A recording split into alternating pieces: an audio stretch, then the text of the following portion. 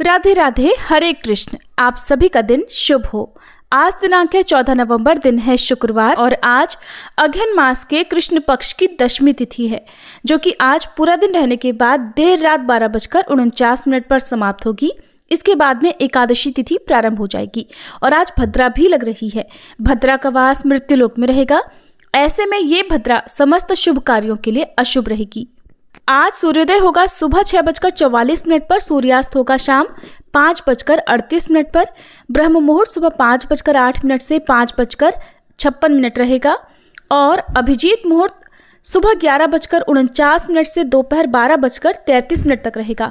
राहु काल सुबह 10:30 से दोपहर 12 बजे तक रहेगा। आज भद्रा काल दोपहर 12:07 से देर रात 12:49 तक रहेगा। आज पहले सुनिए सीता नित्यनेम की कथा और उसके बाद सुनिए माँ अन्नपूर्णा की कथा। फिर आप सुनेंगे मार्गशीर्ष मास महात्म्य का आज का अध्याय। इस कहानी को सीता माता कहती थी और प्रभु श्री राम सुना करते थे। एक दिन श्री राम भगवान को किसी काम के लिए बाहर जाना पड़ा, तो सीता माता कहने लगी कि भगवान, मेरा तो 12 वर्ष का नित्यनेम है, अब आप बाहर जाएंगे तो मैं अपनी कहानी किसे सुनाऊंगी।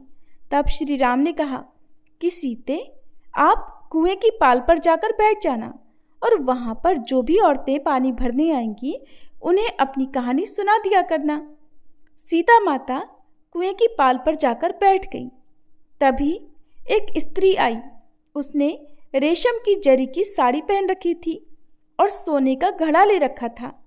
सीता माता उसे देखकर कहने लगी, बहन, मेरा 12 वर्ष का नित्यनेम सुन लो। पर वह स्त्री बोली कि मैं तुम्हारा नित्यनेम सुनूंगी तो मुझे तो घर जाने में देर हो जाएगी और मेरी सास मुझसे झगड़ा करेगी। इसलिए उसने कहानी नहीं सुनी और अपने घर चली गई। लेकिन उसके घर जाते ही उसकी रेशम जरी की साड़ी फट गई। सोने का घड़ा मिट्टी के घड़े में बदल गया। सासू ने देखा तो पूछा, अरे बहू, ये किसका दोष अपने सिर लेकर आ गई है। बहू बोली, माँ जी, कुएं पर एक औरत बैठी थी। उसने अपनी कहानी सुनने के लिए कहा, लेकिन मैंने नहीं सुनी। शायद उसी का ये फल मुझे मिला है। बहू की बात सुनकर अगले दिन वही साड़ी और वही घड़ा लेकर सास कुएं की पाल पर गई। सास को वहीं पर सीता माता बैठी मिली तो माता सीता ने कहा, बहन, मेरी कहानी सुन लीजिए। सासू बोली, एक बार छोड़, मैं तो 4 बार कहानी सुन लूंगी। तब सीता माता बोली, राम आए लक्ष्मण आए, देश के पुजारी आए, नित नेम का नेम लाए, आओ राम बैठो राम, तपी रसोई जीमो राम, माखन मिश्री खाओ राम, दूध पताशा पियो राम, सूत के पलका मोठो राम, शाल दुशाला पोठो राम, शाल दुशाला ओढ़ो राम, जब बोलूं राम ही राम, राम सवारे सबके काम, खाली घर भंडार भरेंगे, सबका बेड़ा पार करेंगे। श्री राम जय जय राम। सासू बोली, बहन, कहानी तो बहुत अच्छी लगी। फिर कहानी सुनकर सासू घर चली गई और उसकी साड़ी फिर से रेशम जरी की बन गई। मिट्टी का घड़ा भी फिर वापस से सोने के घड़े में बदल गया। बहू ने देखा तो कहने लगी, सासू माँ, आपने ये सब कैसे किया। सासू बोली, बहू, तू दोष लगा कर आई थी और मैं अब दोष उतार कर आ रही हूँ। बहू ने पूछा कि माँ जी, वह कुएं वाली स्त्री कौन है। सासू ने बताया कि वह तो सीता माता थी। वो पुराने से नया कर देती हैं, खाली घर में भंडार भर देती हैं।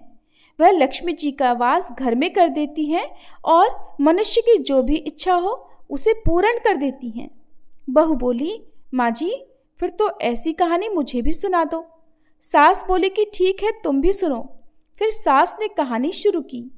राम आए लक्ष्मण आए, देश के पुजारी आए, नित नेम का नेम लाए, आओ राम बैठो राम, तपी रसोई जीमो राम, माखन मिश्री खाओ राम, दूध बताशा पियो राम, सूत के पलका मोठो राम, शाल दुशाला पोठो राम, शाल दुशाला ओढ़ो राम, जब बोलूं राम ही राम, राम सवारे सबके काम, खाली घर भंडार भरेंगे, सबका बेड़ा पार करेंगे, बोलो श्री राम जय जय राम। कहानी सुनकर बहू बोली, माँ जी, कहानी तो बहुत अच्छी है। सासू ने कहा, ठीक है, अब से हम इस कहानी को रोज किया करेंगे। अब सास बहू रोज सवेरे उठती, नहाती धोती और पूजा करने के बाद नित्य-नेम की सीता माता की कहानी कहती। एक दिन की बात है, उनके यहाँ पड़ोस की एक औरत आई और बोली कि बहन, जरा सी आँच तो देना। तो बहू बोली कि आँच तो अभी हमने जलाई ही नहीं। पड़ोसन बोली, तो फिर तुम सुबह 4 बजे से उठकर क्या कर रही हो? तो उन्होंने कहा कि हम तो सुबह सुबह उठकर पूजा करते हैं, फिर सीता माता की नित्य-नेम की कहानी कहते हैं। पड़ोसन ने उनकी बात सुनकर फिर कहा कि सीता माता की कहानी कहने से तुम्हें क्या मिला? तब वे दोनों बोली कि सीता माता की कहानी कहने से घर में भंडार भर जाते हैं, सारे काम पूर्ण हो जाते हैं, मन की इच्छा भी पूरी होती है। पड़ोसन ने कहा, बहन अगर ऐसा है तब तो फिर मुझे भी कहानी सुना दो। तब बहू बोली कि ठीक है, तुम भी ये कहानी सुन लो।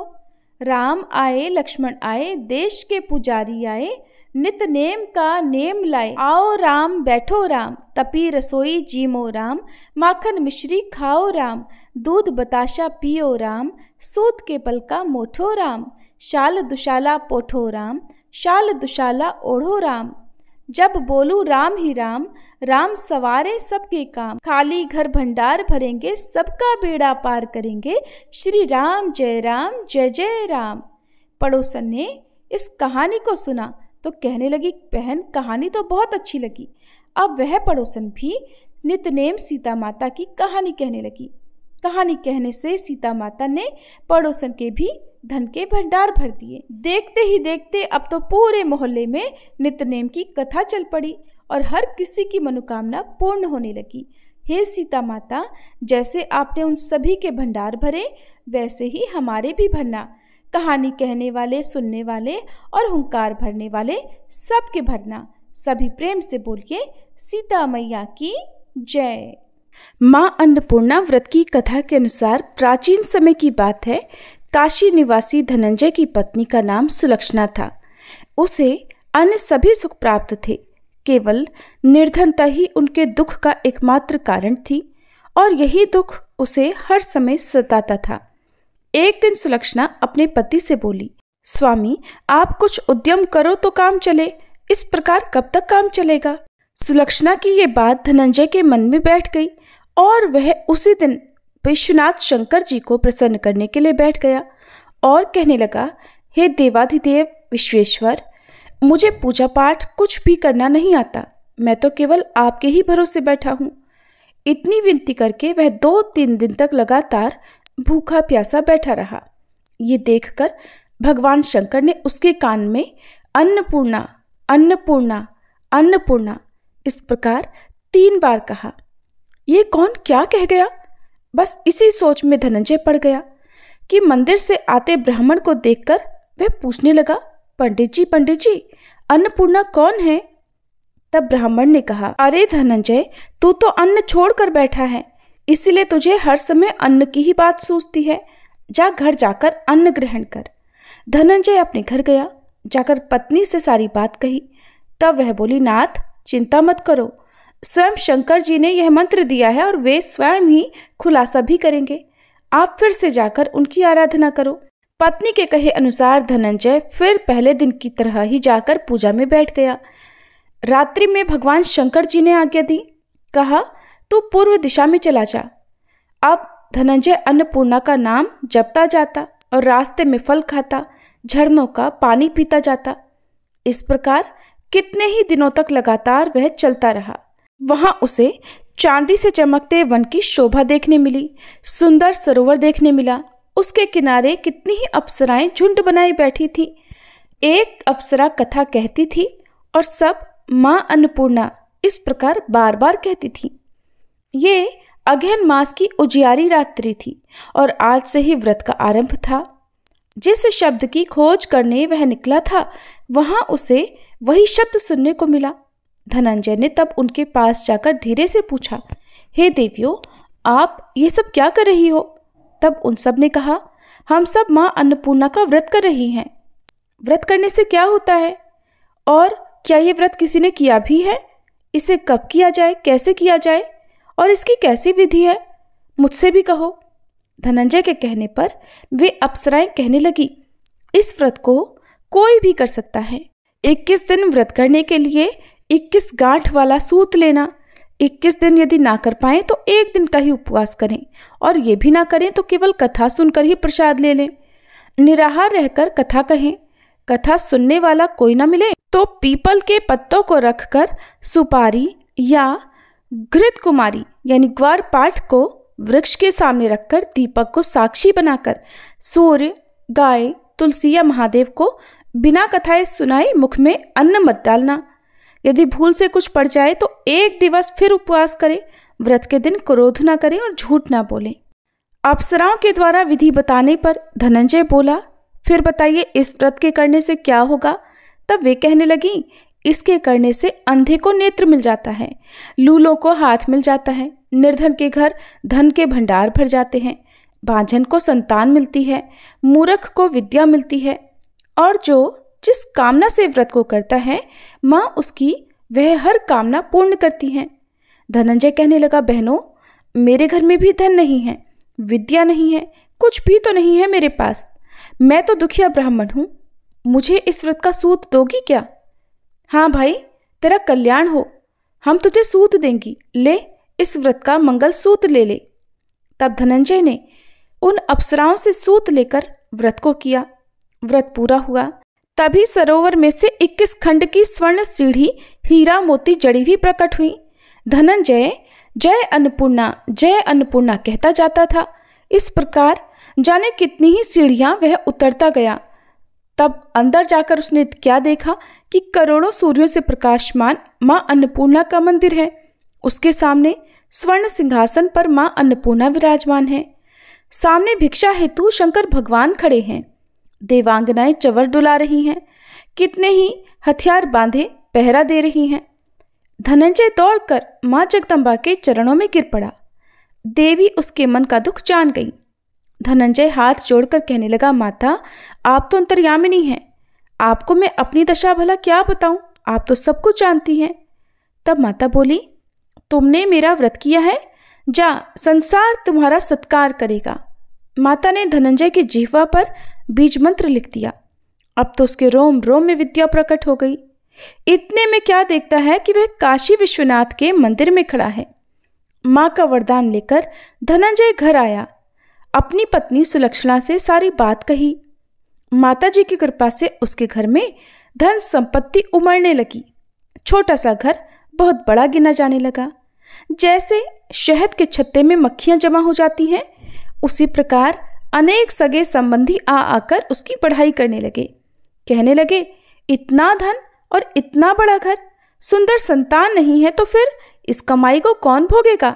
सुलक्षणा से तो कोई संतान हुई नहीं, इसलिए तुम दूसरा विवाह कर लो। अनिच्छा होते हुए भी धनंजय को दूसरा विवाह करना पड़ा और सती सुलक्षणा को सौतन का दुख झेलना पड़ा। इस प्रकार धीरे धीरे दिन बीतते गए। फिर अगहन मास आया।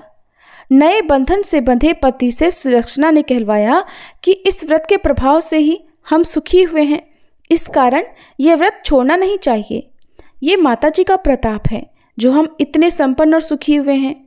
सुलक्षणा की बात सुनकर धनंजय उसके यहाँ आया और व्रत में बैठ गया। नई बहू को इस व्रत के बारे में कुछ भी पता नहीं थी। वो तो धनंजय के वापस घर लौटने की राह देख रही थी। दिन बीतते गए और व्रत पूर्ण होने में केवल 3 दिन बाकी थे कि तभी नई बहू को खबर मिल गई। उसके मन में ईर्ष्या की ज्वाला दहक रही थी। वह सुलक्षणा के घर आ धमकी और उसने वहां भगदड़ मचा दी और वह मारे क्रोध के धनंजय को अपने साथ लिवा ले गई। नए घर में धनंजय को थोड़ी देर के लिए निद्रा ने आ दबाया। वह गहरी नींद सो गया और ठीक उसी समय नई बहू ने उसका व्रत का सूत तोड़कर आग में फेंक दिया। अब तो माताजी का कोप जाग गया। इधर माता क्रोधित हुई और उधर उसके घर में अचानक आग लग गई। सब कुछ जलकर खाक हो गया।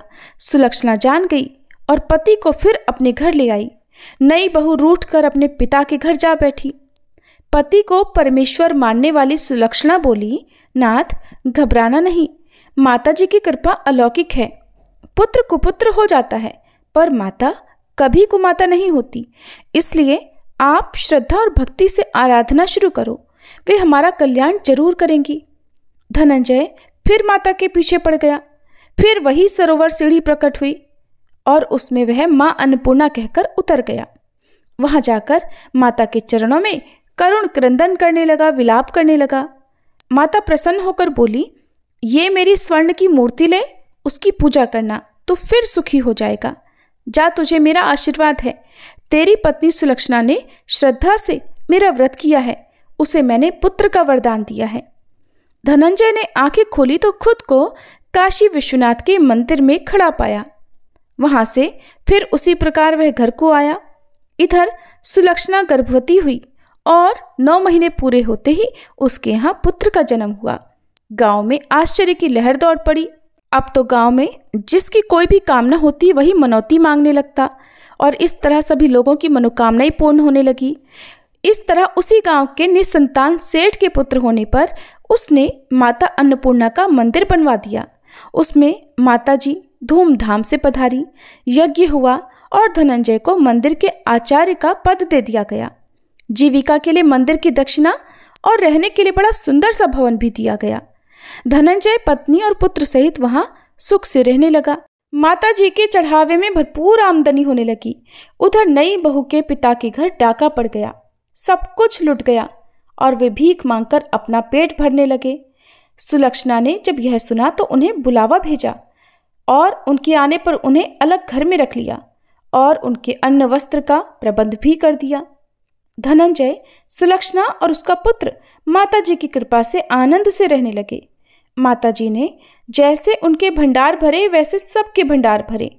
सभी प्रेम से बोलिए, अन्नपूर्णा माता की जय। अब सुनिए आज का महात्म्य।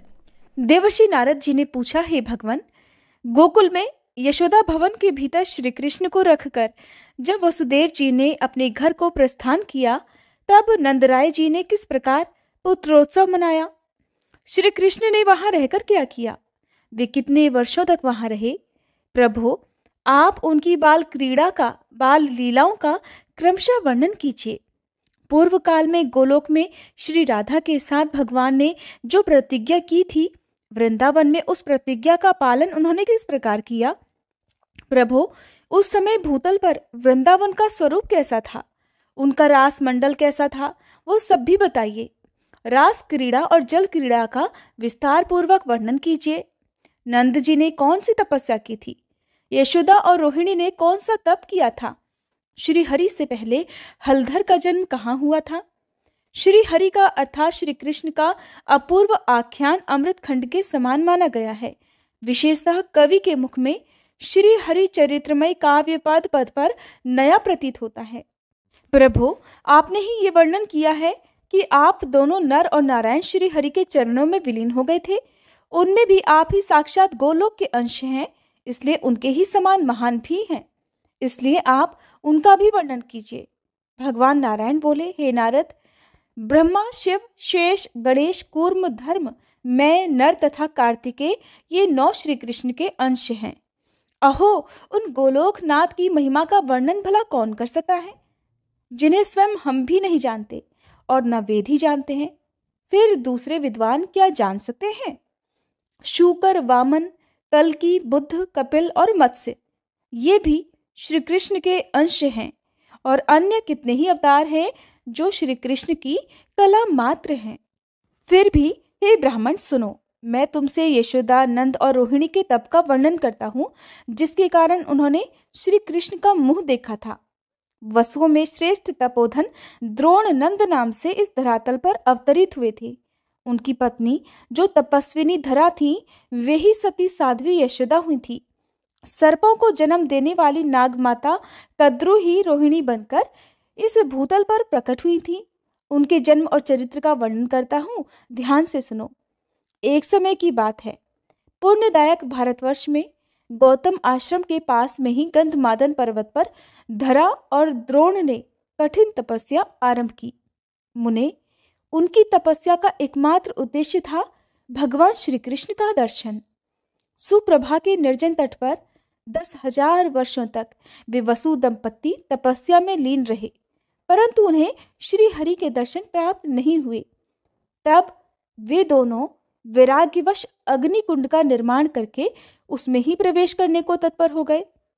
उन दोनों को मरने के लिए उत्सुक देखकर वहां आकाशवाणी हुई, वसुश्रेष्ठ, तुम दोनों दूसरे जन्म में भूतल पर अवतीर्ण होकर गोलोक में अपने पुत्र के रूप में श्री हरि के दर्शन करोगे। योगियों को भी उन भगवान का दर्शन होना अत्यंत कठिन है। बड़े बड़े विद्वानों के लिए भी ध्यान के द्वारा उन्हें वश में कर पाना असंभव है। वे ब्रह्मादि देवताओं के भी वंदनीय हैं। यह आकाशवाणी सुनकर धरा और द्रोण सुखपूर्वक अपने घर को चले गए और भारतवर्ष में जन्म लेकर फिर उन्होंने श्री हरि के मुखारविंद के दर्शन किए। इस प्रकार यशोदा और नंद का चरित्र तुमसे कहा गया। अब देवताओं के लिए भी परम गोपनीय रोहिणी का चरित्र भी सुनो। एक समय देव माता अदिति ने ऋतुमती होने पर समस्त श्रृंगारों से सुसज्जित होकर अपने पतिदेव श्री कश्यप जी से मिलना चाहा। उस समय कश्यप जी अपनी दूसरी पत्नी सर्प माता कद्रु के पास थे। कश्यप जी के आने में देर होने पर अदिति को बहुत दुख हुआ। उन्होंने कद्रु को श्राप दे डाला कि वे स्वर्गलोक को त्याग कर मनुष्य योनि को प्राप्त हो जाएं। इस बात को सुनकर कद्रु ने भी अदिति को श्राप दे डाला कि वे भी जरायुक्त होकर मर्त्यलोक में मानव योनि में जाएं। इस प्रकार दोनों एक दूसरे के श्रापग्रस्त होने पर कश्यप जी ने कद्रु को सांत्वना देकर समझाया कि तुम मेरे साथ मर्त्यलोक में जाकर श्री हरि के मुख कमल का दर्शन प्राप्त करोगी। फिर कश्यप जी ने अदिति के घर जाकर उनकी भी इच्छा पूर्ण की। उसी ऋतु से देवराज का जन्म हुआ। इसके बाद अदिति ने देवकी के रूप में, कद्रु ने रोहिणी के रूप में और कश्यप जी ने श्री कृष्ण के पिता अर्थात श्री वसुदेव जी के रूप में जन्म ग्रहण किया। हे मुने, ये सारा गोपनीय रहस्य बताया गया। अब अनंत अप्रमेय और सहस्त्रों मस्तक वाले भगवान बलदेव जी के जन्म का वृतांत भी सुनो। साध्वी रोहिणी वसुदेव जी की प्रेयसी भार्या थी अर्थात पत्नी थी। मुने, वे वसुदेव जी की आज्ञा से संकर्षण की रक्षा करने के लिए गोकुल में चली गईं। कंस से भयभीत होने के कारण वहां से उन्हें भागना पड़ा था। उन दिनों योग माया ने श्री कृष्ण की आज्ञा से देवकी के 7वें गर्भ को रोहिणी के उदर में स्थापित कर दिया था। उस गर्भ को स्थापित करके वे देवी तत्काल ही कैलाश पर्वत को चली गई। कुछ दिनों के बाद रोहिणी नंद भवन में श्री कृष्ण के अंश स्वरूप पुत्र को जन्म दिया। उसकी अंगकांति तपाए हुए सोने के समान गौर थी और वह बालक साक्षात ईश्वर था। उस बालक के मुख पर मंद हास्य की मनोहर छटा और प्रसन्नता छा रही थी। वह ब्रह्म तेज से प्रकाशित हो रहा था। उसके जन्म मात्र से ही देवताओं में महान आनंद छा गया। स्वर्गलोक में दुंदुभी, आनक और मुरज आदि दिव्य बाजे बज उठे। आनंद मगन हुए देवता शंख ध्वनि के साथ जय जयकार करने लगे। फिर नंद का हृदय भी हर्ष से भर उठा। उन्होंने ब्राह्मणों को बहुत सारा धन दिया। धाये ने आकर बालक की नाल काटी और उसे स्नान कराया। समस्त आभूषणों से विभूषित गोपियां अब जय जयकार करने लगी। अपने पुत्र का उत्सव तो हर कोई मनाता है, लेकिन नंद जी ने बड़े आदर के साथ उस पराये पुत्र के लिए भी महान उत्सव मनाया। यशोदा जी ने गोपियों और ब्राह्मणियों को प्रसन्नता पूर्वक भरपूर धन का दान किया। तरह तरह के द्रव्य, सिंदूर और तैल आदि प्रदान किए। हे वत्स, इस प्रकार मैंने तुमसे नंद और यशोदा जी के तप का प्रसंग कह सुनाया। हलधर के जन्म की कथा कही और रोहिणी जी के चरित्र को सुनाया। अब तुम्हें जो अभीष्ट है वह नंद पुत्रोत्सव का प्रसंग भी सुनो, जो कि सुखदायक, मोक्षदायक और जन्म, मृत्यु और जरावस्था का निवारण करने वाला है। श्री कृष्ण का मंगलमय चरित्र वैष्णवों का जीवन है। वसुदेव जी ने श्री कृष्ण को नंद भवन में लाकर रख दिया और उनकी कन्या को गोद में लेकर वे हर्षपूर्वक अपने घर को लौट आए। ये प्रसंग तथा उस कन्या का श्रवण सुखद चरित्र पहले ही कहा जा चुका है। अब गोकुल में जो श्री कृष्ण की मंगलमयी लीला प्रकट हुई उसे बताता हूँ, सुनो। जब वसुदेव जी अपने घर को लौट गए तब जया तिथि अष्टमी से युक्त उस विजयपूर्ण मंगलमय सूतिकागार में नंद और यशोदा जी ने देखा कि उनका पुत्र धरती पर पड़ा हुआ है। वह नग्न बालक बड़ा सुंदर दिखाई देता था। उसकी दृष्टि घर के शिखर भाग की ओर लगी हुई थी और उस बालक का मुख शरतकाल की पूर्णिमा के चंद्रमा को भी लज्जित कर रहा था। दोनों नेत्र नील कमल की शोभा को भी छीन लेते थे। वह कभी रोता तो कभी हंसने लगता था। उसके श्री अंगों में धूल के कण लगे हुए थे। उसके दोनों हाथ धरती पर टिके हुए थे और युगल चरणारविंद प्रेम के पुंज से जान पड़ते थे। उस दिव्य बालक श्री हरि को देखकर पत्नी सहित नंद जी को बड़ी प्रसन्नता हुई। फिर धाई ने ठंडे जल से उस बालक को नहलाया और उसकी नाल काट दी। उस समय गोपियां हर्ष से जय जयकार करने लगी। ब्रज की सारी गोपिकाएं, बालिका और युवतियां भी ब्राह्मण पत्नियों के साथ सूतिकागार में आई।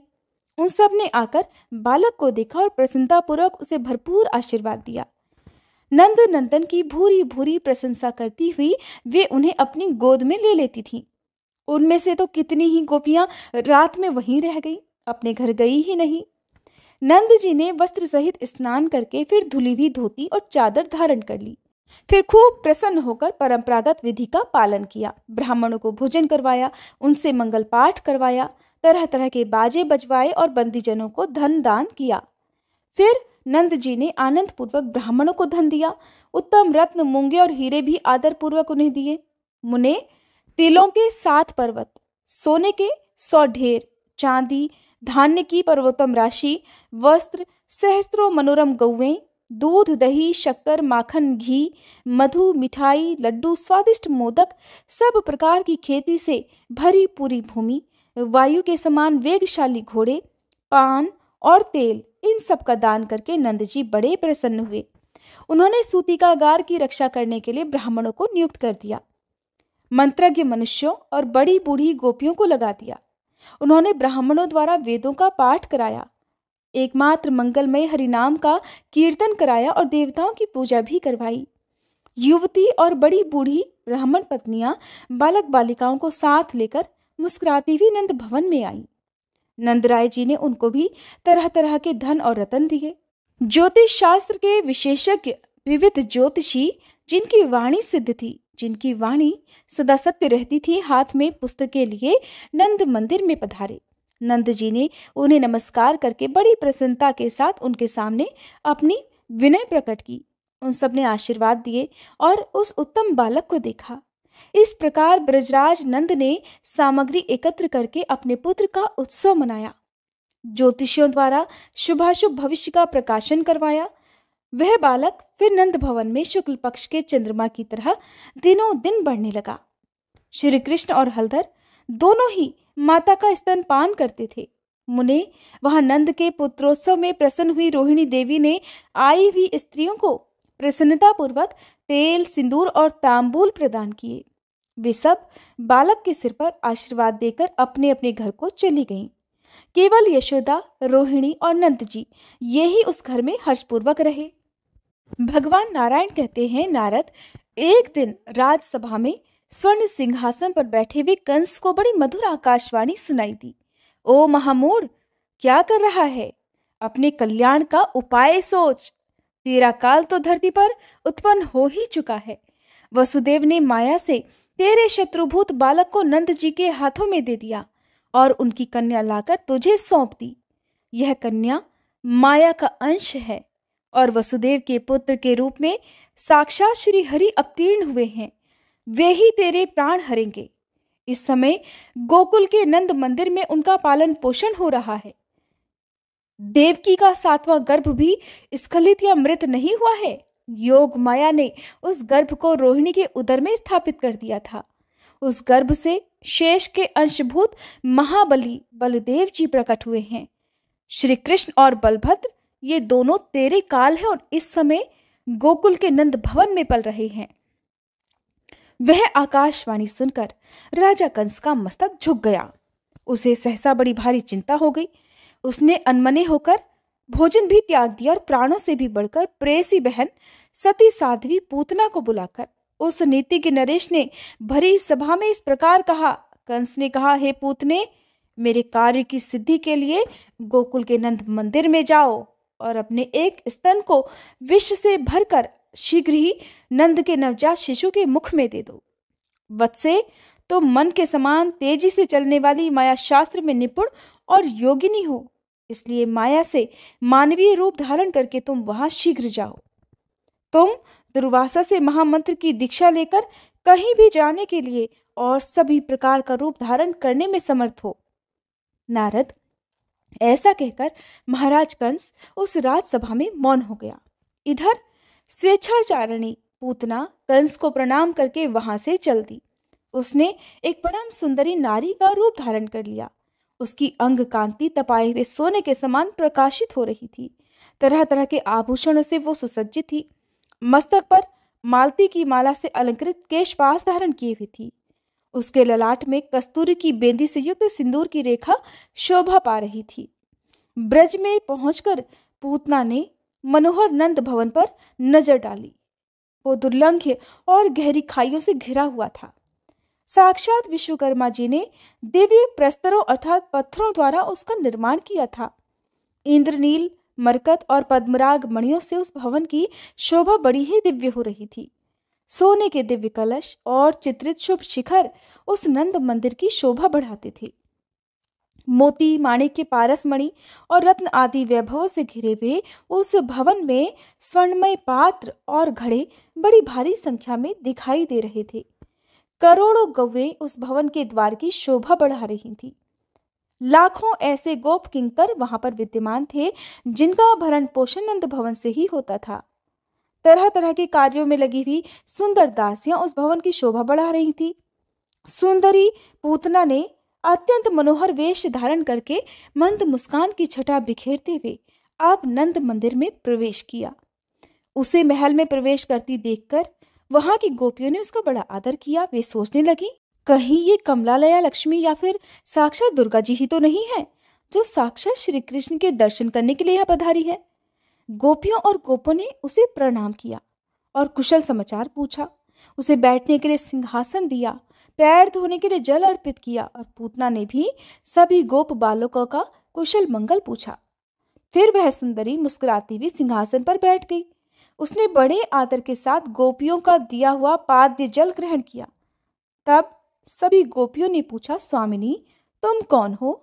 इस समय तुम कहाँ रहती हो? तुम्हारा नाम क्या है और यहाँ पर आने का तुम्हारा कारण क्या है, ये तो बताओ।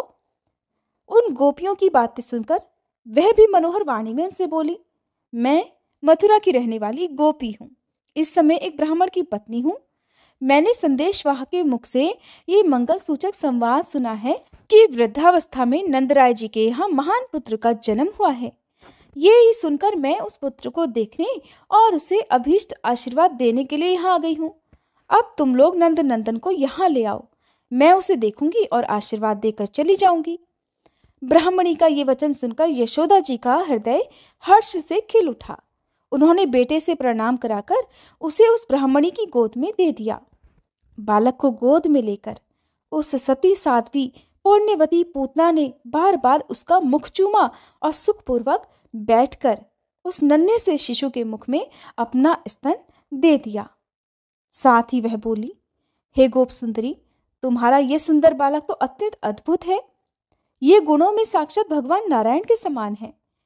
श्री कृष्ण अब उस विषैले स्तन को पीकर उसकी छाती पर बैठे बैठे हंसने लगे। उन्होंने उस विष मिले हुए दूध को अमृत के समान मानकर पूतना के प्राणों के साथ ही पी लिया। साध्वी पूतना ने अपने प्राणों के साथ ही देखते उस बालक को त्याग दिया। मुने वह प्राणों को त्याग कर धरती पर गिर पड़ी। उसका आकार और मुख अब बड़े विकराल दिखाई देने लगे। वह मुंह के बल पड़ी हुई थी। फिर वह शीघ्र ही रत्नसार निर्मित दिव्य रथ पर आरूढ़ होकर चली गई। उस विमान को लाखों मनोहर दिव्य और श्रेष्ठ पार्षद सभी ओर से घेर कर बैठे हुए थे। उनके हाथों में लाखों चवर ढुल रहे थे। लाखों दिव्य दर्पण उस दिव्य रथ की शोभा बढ़ा रहे थे। उसमें तरह तरह के चित्र विचित्र मनोहर रत्नमय कलश शोभा दे रहे थे। उस रथ में 100 पहिए लगे थे। वह सुंदर विमान रत्नों के तेज से प्रकाशित हो रहा था। उस अद्भुत दृश्य को देखकर गोप और गोपिकाएं हैरान हो गई। कंस भी वे सारा समाचार सुनकर बड़ा हैरान हुआ।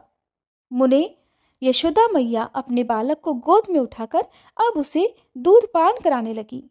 उन्होंने ब्राह्मणों के द्वारा बालक के कल्याण के लिए फिर मंगल पाठ करवाया। फिर नंदराय जी ने भी बड़े आनंद से पूतना की देह का दाह संस्कार करवाया। उस समय उसकी चिता से चंदन, अगरू और कस्तूरी के समान सुगंध निकल रही थी। नारद जी ने पूछा, भगवान, राक्षसी पूतना के रूप में वह कौन ऐसी पुण्यवती सती थी जिसने श्रीहरि को अपना स्तन पिलाया? किस पुण्य से भगवान के दर्शन करके वह उनके ही परम धाम को चली गई? नारायण बोले, देवर्षे, राजा बलि के यज्ञ में बामन का मनोहर रूप देखकर बलि की कन्या रतनमाला ने उनके प्रति पुत्र स्नेह प्रकट किया था। उसने मन ही मन ये संकल्प किया कि अगर इस पुत्र के समान मेरा पुत्र होता तो मैं उसके मुख में अपना स्तन देकर उसे अपने सीने पर लगा लेती। भगवान से उसका यह मनोरथ छिपा नहीं रहा। उन्होंने इस प्रकार जन्मांतर में उसका स्तन पान किया। भक्तों की इच्छा पूर्ण करने वाले उन कृपा निधान ने पूतना को माता की गति प्रदान की। मुने, राक्षसी पूतना ने श्री कृष्ण को विष लगाया हुआ स्तन देकर उस द्वेष भक्ति के द्वारा भी माता के समान ही गति प्राप्त कर ली। ऐसे परम दयालु भगवान श्री कृष्ण को छोड़कर मैं और किसका भजन करूं? विप्रवर, इस प्रकार मैंने तुमसे श्री कृष्ण के गुणों का वर्णन किया जो पद पद पर अत्यंत मधुर है। इसके अलावा भी जो श्री कृष्ण की मधुर लीलाएं हैं उनका तुम्हारे सामने वर्णन आरंभ करता हूँ। और ये सारा वृतांत आप सभी कल के अध्याय में सुनेंगे। आप सुनिए श्री कृष्ण चालीसा पाठ। बंशी शोभित कर मधुर, नील जलद तन श्याम, अरुण अधर जनु बिंबा फल, नयन कमल अभिराम, पूर्ण इंद्र अरविंद मुख, पीतांबर शुभ साज, जय मन मोहन मदन छवि, कृष्ण चंद्र महाराज। जय यदुनंदन जय जगवंदन, जय वसुदेव देवकी नंदन, जय यशोदासुत नंद दुलारे, जय प्रभु भक्तन के धृगतारे, जय नट नागर नाग नथैया, कृष्ण कन्हैया धेनु चरैया, पुनि नख पर प्रभु गिरिवर धारो, आओ दीनन कष्ट निवारो, वंशी मधुर अधर धरि तेरी, होवे पूर्ण मनोरथ मेरो,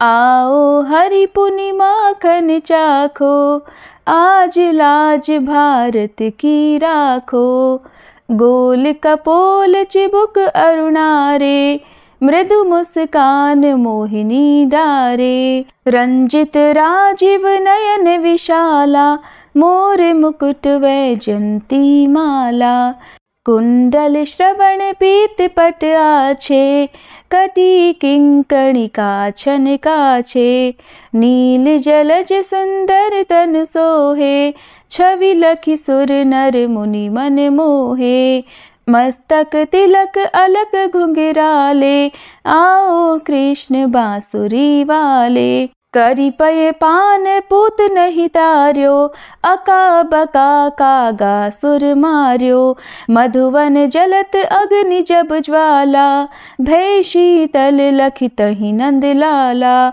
सुरपति जब ब्रज चढ़ियो रिसाई, मसूर धार वारी वर्षाई, लगत लगत ब्रज चहन बहायो, गोवर्धन नख धारी बचायो, लखिय सुदा मन भ्रम अधिकाई, मुख मह 14 भुवन दिखाई, दुष्ट कंस अति उधम मचायो, कोटि कमल जब फूल मंगायो, नाथी काली यही तब तुम लीन्हे, चरण चिन्ह दे निर्भय कीन्हे, करी गोपिन संग रास विलासा, सबकी पूरण करी अभिलाषा, केतिक मह असुर संग हार्यो, कंस ही केस पकड़ दे मार्यो, मात पिता की बंदी छुड़ाई, उगर सेन कह राज दिलाई, मही से मृतक 6 सुत लायो,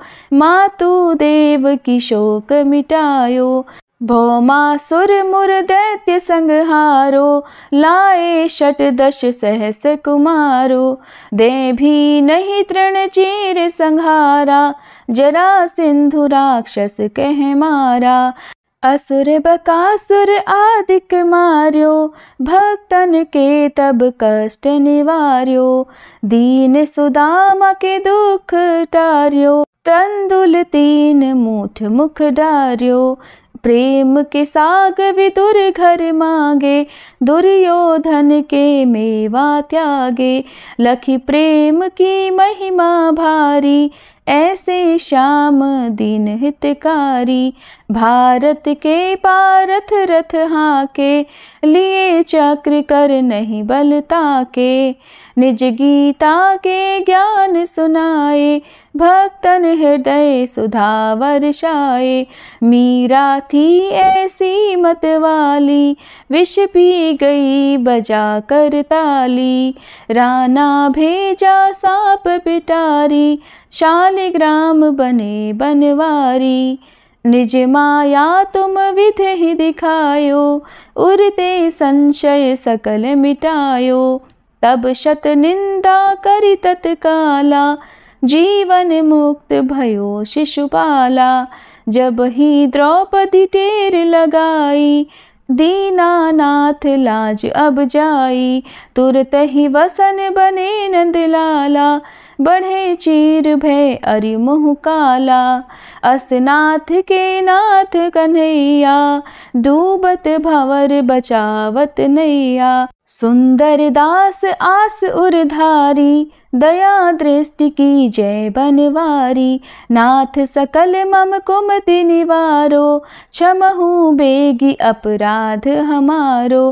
खोलो पट अब दर्शन दीजे, बोलो कृष्ण कन्हैया की जय। बोलो कृष्ण कन्हैया की जय, बोलो कृष्ण कन्हैया की जय। ये चालीसा कृष्ण का पाठ करे उरधारी, अष्ट सिद्धि नवनिधि फल लहे पदार्थ चारी। बोलो श्री कृष्ण भगवान की जय।